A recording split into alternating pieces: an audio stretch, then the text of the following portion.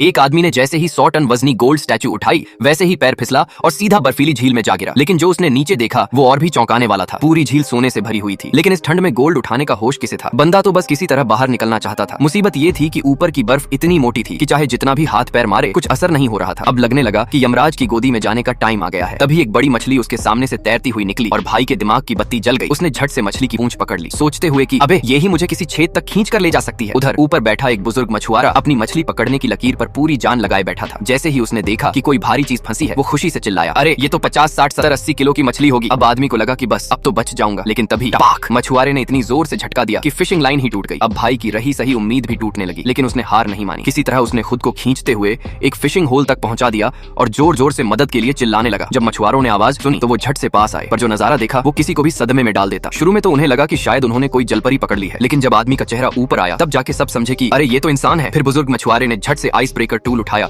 और पूरी ताकत से बर्फ तोड़नी शुरू कर दी और आखिरकार बहुत मशक्कत के बाद आदमी को बाहर निकाल लिया गया। बाहर आते ही भाई ने सबसे पहले राहत की सांस ली, फिर बर्फीले पानी में पीछे देखा और बुदबुदाया, साला इतना सोना पड़ा था नीचे, थोड़ा सा ही उठा लाता।